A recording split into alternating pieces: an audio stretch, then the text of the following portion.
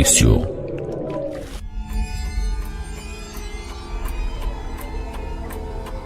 A hora é agora.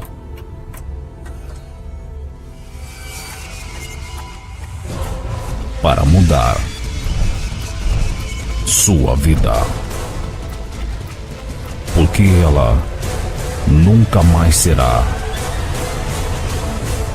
a mesma. Olá, tudo bem? Jesus é Deus? Para a grande maioria dos religiosos cristãos tradicionais, Jesus é Deus. Mesmo respeitando a opinião dessas pessoas, elas têm evidentemente todo o direito de pensar assim. Para mim, particularmente, é inconcebível Deus, Criador do universo infinito, tornar-se humano momentaneamente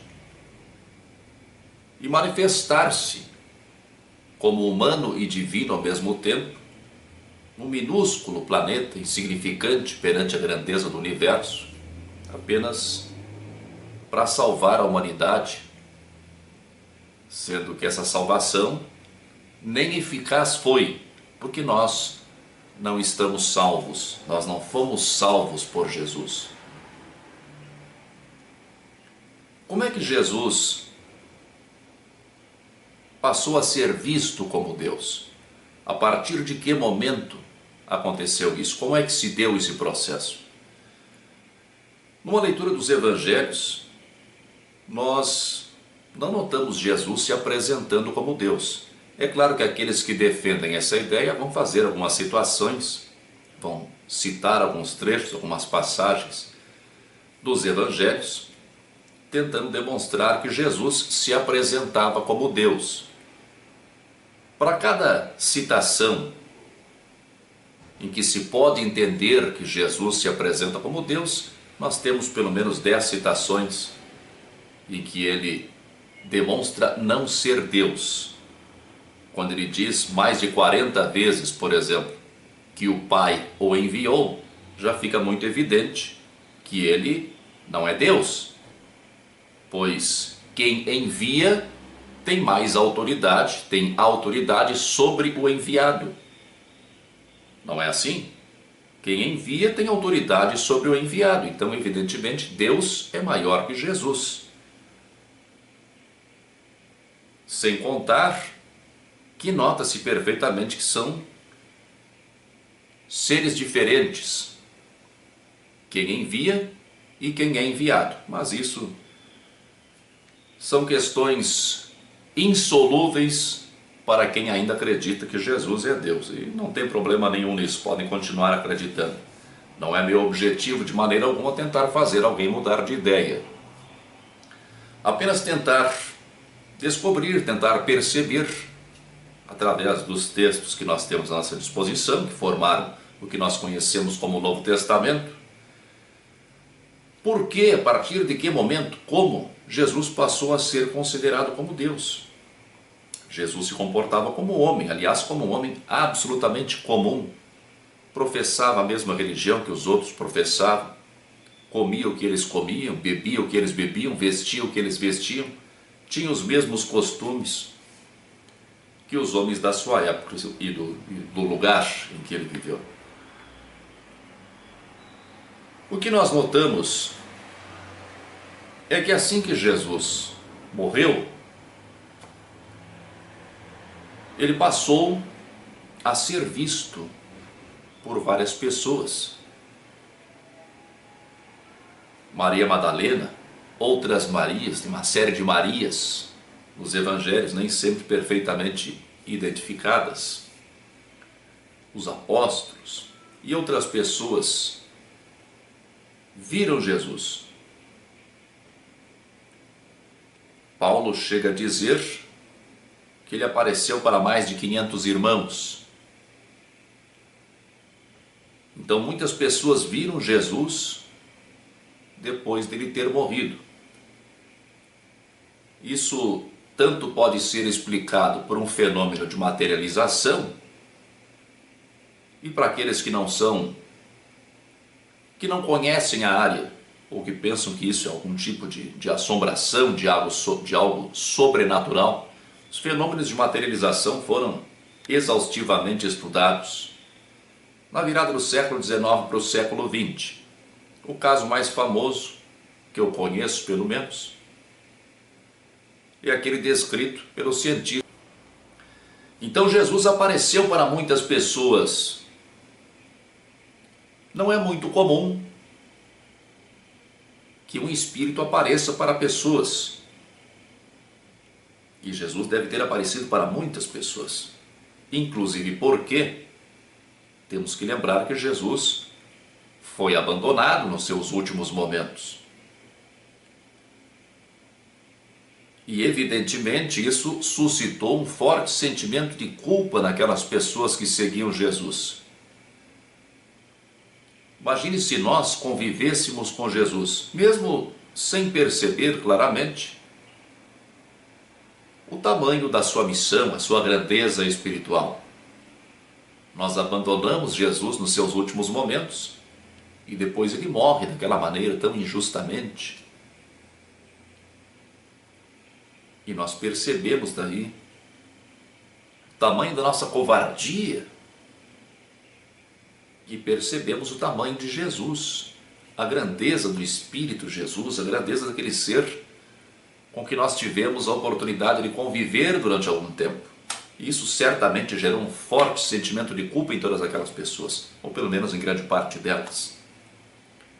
Jesus passou a ser visto por muitas pessoas, então aquelas pessoas não saberiam explicar. Então, tornou-se conhecido o fato de que Jesus havia ressuscitado. Não vou entrar na discussão agora a respeito do que aconteceu com o corpo de Jesus. Isso é algo que nunca saberemos e é uma discussão que não leva a nada. O fato é que ele passou a ser visto por muitas pessoas. E a partir dali, vagarosamente, paulatinamente, Jesus passou a ser considerado como Deus. Os textos mais antigos do Novo Testamento são as cartas de Paulo. São mais antigas que os evangelhos. Temos as cartas de Paulo,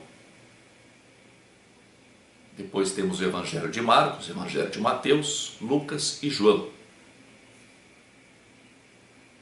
Em algumas passagens das cartas de Paulo, nós notamos que estas passagens são citações, citações de hinos, citações de credos. Isso nós vemos também no comecinho do Evangelho de João. No princípio era o Verbo, e o Verbo estava com Deus, e o Verbo era Deus. Isso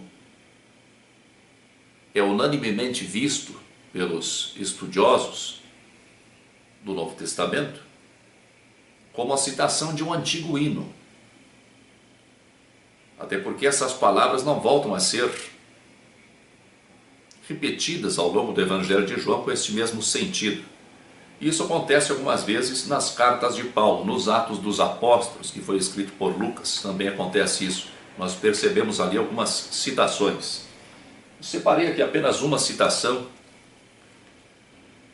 da carta de Paulo aos Romanos. Esta é a Bíblia de Jerusalém, na minha opinião, a melhor Bíblia que nós temos à nossa disposição, a mais isenta. Outra Bíblia muito boa é a Almeida Revista e Atualizada.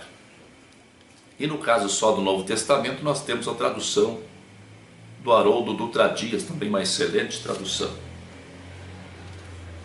Aqui na Epístola aos Romanos, no capítulo 1, os versículos 3 e 4 tem todo o jeito de ser uma citação.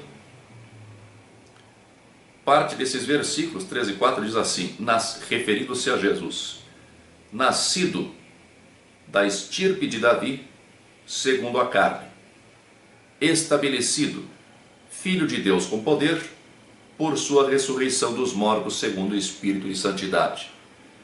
Isso tem todo jeito de ser uma citação. No texto grego isso fica mais claro, parece ser um verso, a maneira como é colocado. Inclusive, por que essas palavras não são utilizadas com estes mesmos sentidos ao longo das outras cartas de Paulo? Como é o caso, por exemplo, especificamente, da expressão que ele usa, espírito de santidade, em vez de Espírito Santo. Espírito de santidade, essa expressão é um hebraísmo. E Paulo, como homem culto que era, dirigindo-se aos romanos, dificilmente se utilizaria, como não se utiliza, em nenhum outro ponto das suas cartas, desse hebraísmo, espírito de santidade. O mesmo caso que dizer filho do homem. A expressão filho de é um hebraísmo. Filho de é uma expressão idiomática que representa a qualidade da palavra que ele segue. Por exemplo, filho do orgulho é o orgulhoso, o filho do pecado é o pecador, o filho do homem é o fruto do homem, o resultado do homem, o homem no seu próximo estágio evolutivo. E aqui Paulo se utiliza da expressão espírito de santidade, em vez de Espírito Santo, como é o normal. Então isso tem toda a aparência de ser uma citação. Qual a importância disso? A importância é que é um texto anterior a Paulo. É um texto mais antigo, mais próximo da morte de Jesus. E o que nós percebemos aqui? Percebemos que é algo bem diferente da própria teologia de Paulo. É diferente da opinião que Paulo geralmente externa a respeito de Jesus, do que ele achava de Jesus, de como ele via Jesus. Aqui fala de Jesus, nascido da estirpe de Davi. Na verdade, no texto grego nós encontramos nascido da semente de Davi, ou seja, descendente de Davi, segundo a carne, descendia de Davi segundo a carne. E estabelecido, Jesus foi estabelecido filho de Deus com poder por sua ressurreição dos mortos. Então Jesus descende de Davi. E por que dizer, por que salientar que Jesus descende de Davi? Porque o Messias esperado pelos israelitas seria descendente de Davi. Então Jesus é descendente de Davi segundo a carne. E foi estabelecido filho de Deus por sua ressurreição dos mortos. O que se percebe aqui é que Jesus passou a ser visto como filho de Deus por causa da sua ressurreição. Como Jesus apareceu muitas vezes para muitas pessoas, passaram a acreditar que ele tornou-se filho de Deus por ter ressuscitado. Segundo essa antiga crença, então, citada por Paulo, é uma crença anterior a Paulo, uma crença mais antiga, Jesus tornou-se divino pelo fato de ter ressuscitado. Essa é a primeira ideia de Jesus como divino. Tornou-se divino porque ressuscitou. Depois disso nós vemos o Evangelho de Marcos, o mais antigo dos evangelhos. Em Marcos nós percebemos que Jesus torna-se divino no batismo. Jesus é batizado por João Batista, os céus como que se abrem, ouve-se uma voz do céu, supostamente vinda de Deus: esse é meu filho bem-amado, nele eu me comprazo. Então, o Espírito Santo desce sobre Jesus em forma de pomba. E a partir dali, Jesus começa a fazer milagres. Ou seja, a partir dali, Jesus torna-se divino. Ele como que foi adotado por Deus a partir do batismo. Depois nós temos os evangelhos de Mateus e de Lucas. Tanto em Mateus quanto em Lucas, eles narram o nascimento de Jesus de uma forma diferente, um nascimento virginal. Ali Jesus é humano, porque nasceu de uma mulher, Maria, mas Jesus é divino, porque é filho do Espírito Santo. Ele foi concebido de uma forma extraordinária. Então ali Jesus já é divino desde o seu nascimento, ou melhor, desde a concepção. O último evangelho dos evangelhos canônicos aceitos pela igreja, depois tiveram uma série de outros evangelhos, é o Evangelho de João. Foi escrito mais tardiamente, ali entre o ano 90 e o ano 100. No Evangelho de João, Jesus é divino desde sempre. Jesus esteve com Deus desde sempre. Jesus sempre foi divino. O que nós notamos com isso? Conforme o tempo vai passando, Jesus vai se tornando cada vez mais divino. No começo, Jesus torna-se divino porque ressuscitou, morreu e foi promovido por Deus a uma divindade, a partir da ressurreição. Depois, a partir do batismo, lá na metade da sua vida, na verdade mais da metade, mas em determinado ponto da sua vida, torna-se divino. Depois ele torna-se divino na sua concepção. E por último, ele é divino desde sempre. Sempre foi divino. Nós percebemos claramente que a divinização de Jesus foi uma construção. A Santíssima Trindade, como é defendida até hoje pelos cristãos mais tradicionais, foi uma construção. Foram precisos séculos de debates para chegarem a esse denominador comum, porque não era esse o pensamento nos primeiros séculos do cristianismo. Muitas correntes de pensamento se digladiaram tentando defender a sua ideia a respeito de Jesus. Então Jesus aos poucos foi se tornando divino. Originalmente ele não era. Qual a importância de tratar desse assunto? Eu não tenho propósito, de maneira alguma, de tirar o caráter divino de Jesus, ou de fazer com que alguém mude de ideia a respeito de Jesus, não é isso. Mas acho importante insistir nesse assunto, de que Jesus é um espírito como nós. Assim como tem alguns vídeos demonstrando que o diabo não existe. O diabo também é uma crença construída e defendida hoje por muitas pessoas por interesses. Jesus preencheu tudo aquilo que nós podemos e devemos preencher no estágio evolutivo possível na Terra. A Terra é uma coisa insignificante perante o universo. É um mísero grão de poeira perante o universo. Na verdade, nem isso. Mas a Terra é um projeto. É como se fosse o projeto Terra. Dentro desse projeto, nós temos que preencher algumas características. Jesus preencheu todas essas características. Jesus alcançou o progresso que se pode alcançar dentro deste projeto Terra.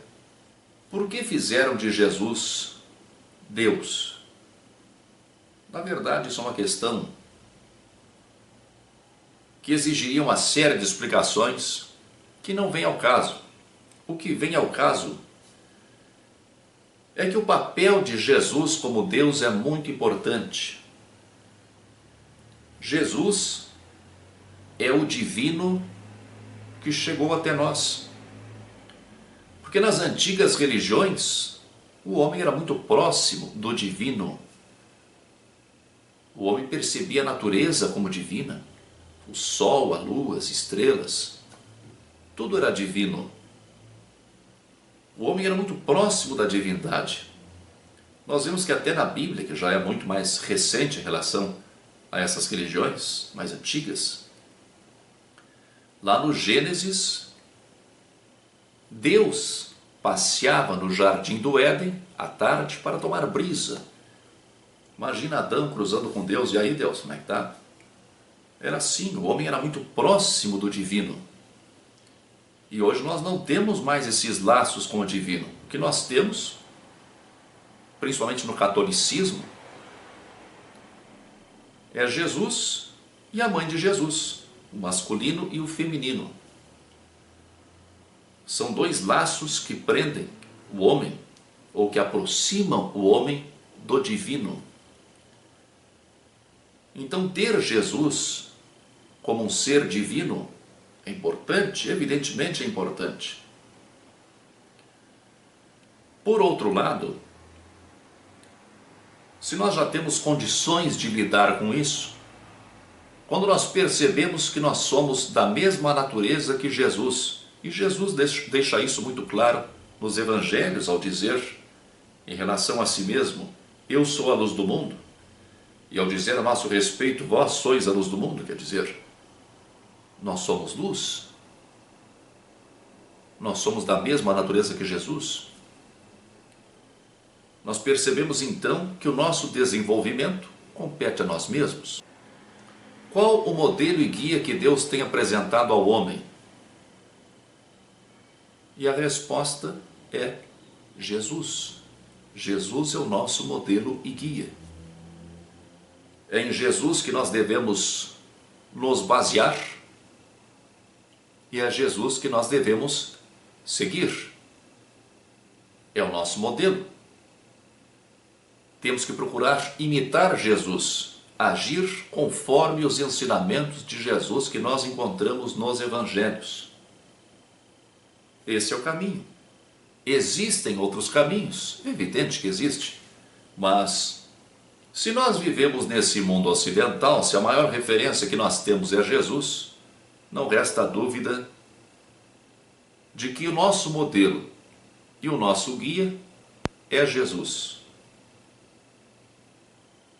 Pelo que eu conheço dos antigos livros sagrados, eu gosto muito do Bhagavad Gita, do Tao também, mas não há nada mais avançado, mais detalhado do que o ensino de Jesus, o Evangelho de Jesus. Tanto nas suas palavras, como é o caso do Sermão da Montanha, que traz uma série de leis cósmicas, eternas e imutáveis, como é o caso dos simbolismos encontrados nos Evangelhos. Isso tudo nos mostra o caminho que nós temos que seguir para a nossa evolução, para um dia sermos como Jesus. Isso não é nenhuma blasfêmia, foi ele mesmo que disse que nós poderemos fazer o que ele fazia e ainda mais do que isso. Obrigado pela companhia. Deixe seu comentário sempre é importante, concordando ou discordando de mim. Se gostou do vídeo, compartilhe, se inscreva no meu canal.